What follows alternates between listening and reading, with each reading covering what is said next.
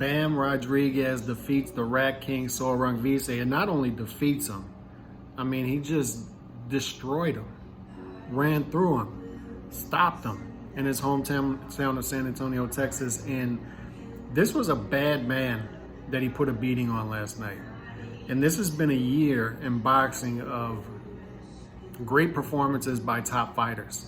It's just, and I said it numerous times, to get on the pound for pound list right now is difficult. To stay on it is even more difficult because you have guys right outside the pound for pound list who are putting on pound for pound performances. So even after a guy puts on a great pound for pound performance, he could get knocked off a month later because you have other guys putting on great performances. And Bam continued on with this trend last night. He's one of those fighters, as the moment gets bigger, he gets better. And is this the performance of the year so far? In a year of great performances? It's up there with Bivol beating Canelo the way he did, given that Bivol was a big underdog going into that fight. Inoue stopping Donaire, running through him the way he did in the unification fight at 118. Just a great performance. And I would say right now it's likely the best of the year. I mean, watching Bam fight, he's special. 22 years old to be doing what he's doing. He is in the toughest weight class in boxing at 115, and you can make an argument that he's the best there right now.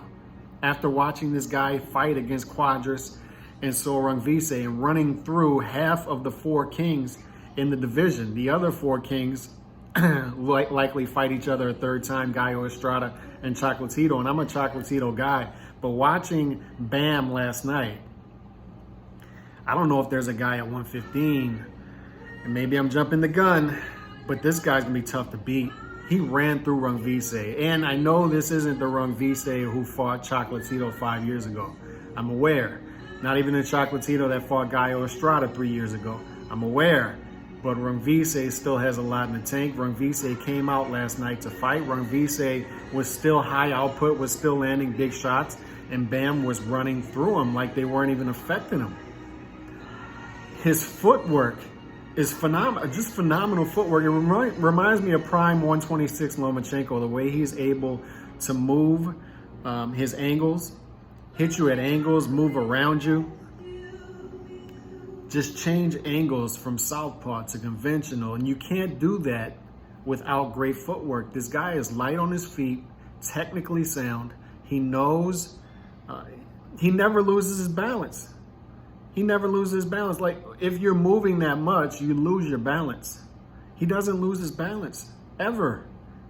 He can fight off the back foot that way and hit you with shots. He can fight off the front foot. And that was a beautiful thing about what he did last night that was underrated, is because we talked about his footwork, and we've talked about that in the past a ton. Arguably the best footwork in boxing. But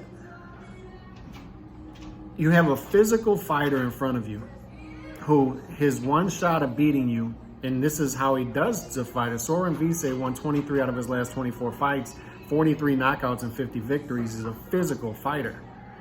But the only way he can do that is by walking you down and coming forward, front foot.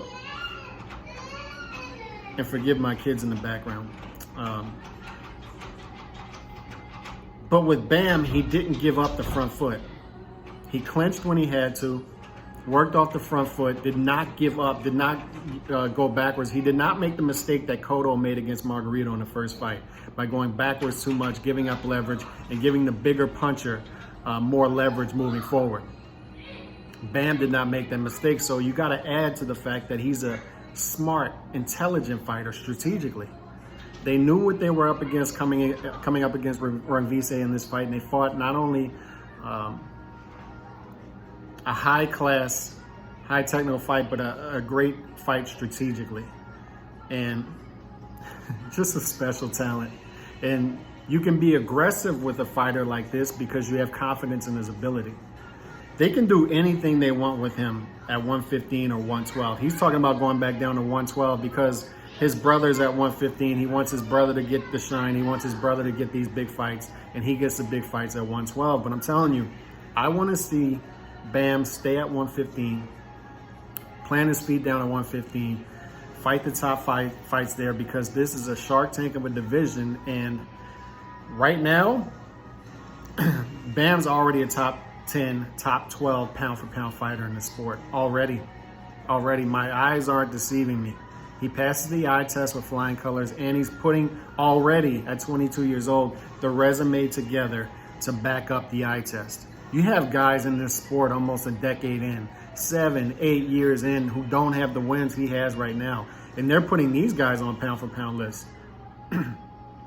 He's already a pound for pound fighter. The footwork, the hand speed, the way he can put combination punches together, the balance, it's all there. This is a special fighter we're witnessing early on.